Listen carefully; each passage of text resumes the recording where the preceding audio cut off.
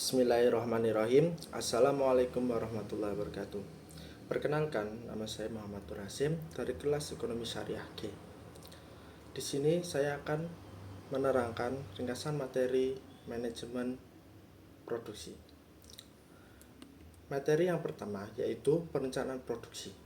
Perencanaan produksi merupakan inti dari fungsi manajemen yang krusial untuk mengarahkan kegiatan perusahaan.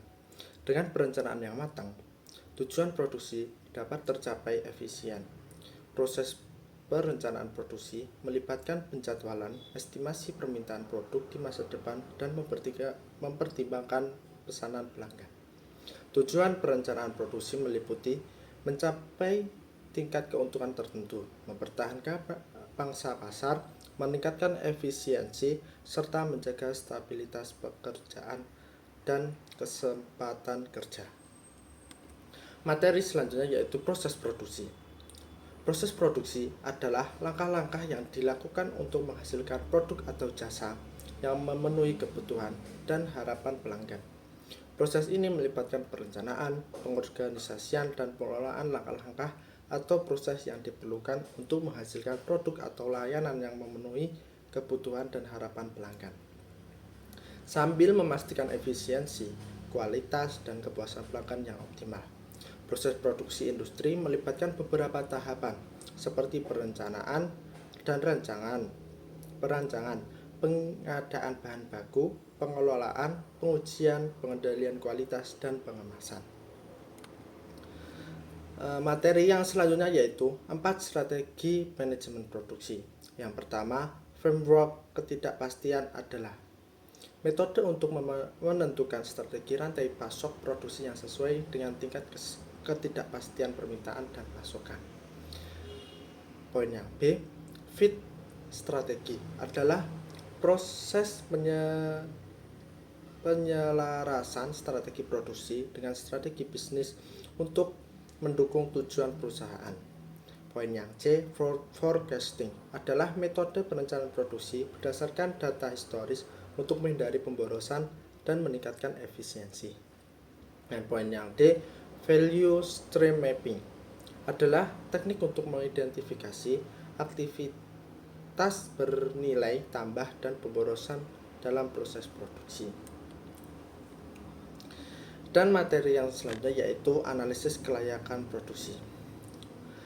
Analisis kelayakan produksi sangat penting dalam proses pengembangan produk karena melibatkan berbagai aspek yang memastikan produk dapat diproduksi secara efisien dan menguntungkan. Berikut adalah beberapa alasan mengapa kelayakan produksi sangat penting. Yang pertama, efisiensi biaya. Kelayakan produksi memastikan bahwa produk dapat digunakan dengan biaya yang wajar dan menguntungkan. Analisis biaya membantu dalam menentukan harga jual yang tepat dan memastikan margin keuntungan yang memadai. Yang kedua, pemanfaatan sumber daya. Dengan menganalisis kelayakan produksi, perusahaan dapat menentukan apakah mereka memiliki sumber daya yang cukup untuk membuat produk tersebut. Ini termasuk sumber daya manusia, bahan baku, peralatan, dan fasilitas produksi. Dan yang ketiga, pemenuhan permintaan. Kelayakan produksi membantu memastikan bahwa kapasitas produksi dapat memenuhi permintaan pasar. Jika tidak, perusahaan dapat mengalami kekurangan pasokan yang dapat mengakibatkan kehilangan pelanggan dan kesempatan bisnis. Yang keempat, kualitas produk. Produksi yang tidak layak dapat mempengaruhi kualitas produk. Kelayakan produksi membantu memastikan bahwa proses produksi dapat menghasilkan produk dengan kualitas yang konsisten dan memenuhi standar yang ditetapkan. Yang kelima yaitu keberlangsungan lingkungan. Analisis kelayakan produksi juga mempertimbangkan dampak lingkungan dari proses produksi. Dengan memilih metode produksi yang lebih efisien dan ramah lingkungan, perusahaan dapat mengurangi jejak karbon dan dampak negatif lainnya pada lingkungan. Poin yang keenam yaitu keamanan dan kesehatan kerja. Kelayakan produksi juga mencakup penilaian terhadap keamanan dan kesehatan kerja. Ini meliputi pemahaman terhadap potensi resiko dan bahaya di lingkungan kerja serta langkah-langkah yang diperlukan untuk mengurangi risiko cedera, atau penyakit terkait kerja. Poin yang terakhir, daya saing. Dengan menganalisis kelayakan produksi, perusahaan dapat meningkatkan daya saing mereka. Efisiensi dalam produksi dapat menghasilkan produk yang lebih terjangkau bagi konsumen atau memungkinkan perusahaan untuk menawarkan fitur atau kualitas yang lebih baik daripada pesaing mereka.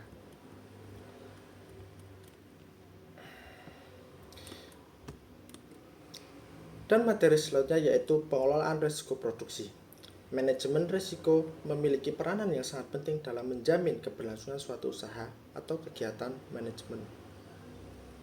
Manajemen risiko merupakan perencanaan dan pelaksanaan prosedur yang dirancang untuk mengelola risiko-risiko yang dihadapi dengan menjalankan suatu usaha. Keberadaan manajemen risiko merupakan suatu langkah antisipasi untuk menghadapi semakin kompleksnya perkembangan ilmu pengetahuan dan kemajuan teknologi yang tidak hanya memberi manfaat tetapi juga berpotensi menciptakan risiko-risiko baru yang dapat dirugikan dan menghambat kegiatan perusahaan.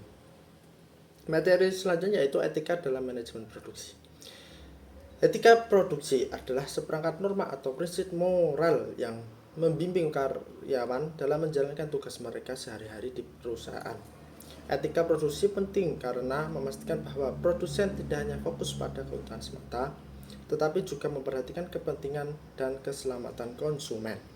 SDM memiliki beberapa fungsi utama dalam manajemen produksi, termasuk rekrutmen dan seleksi karyawan yang sesuai dengan kebutuhan produksi, pelatihan dan pengembangan untuk meningkatkan keterampilan karyawan, penilaian kinerja untuk mengidentifikasi kontribusi karyawan, motivasi karyawan, manajemen konflik, pengaturan jam kerja, keselamatan dan kesehatan kerja, serta pemeliharaan hubungan industri.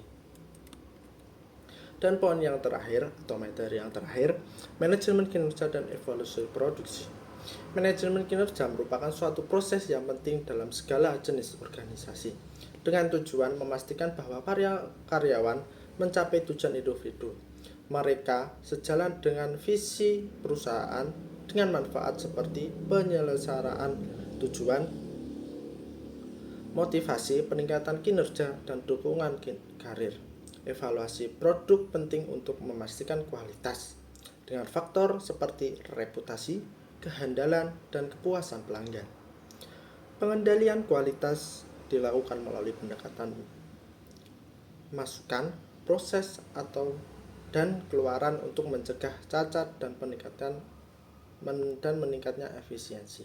Pengujian produksi memastikan kualitas produk, mendukung inovasi dan memelihara reputasi merek dan tujuan memenuhi standar kualitas, mengidentifikasi masalah dan memastikan kepatuhan terhadap regulasi.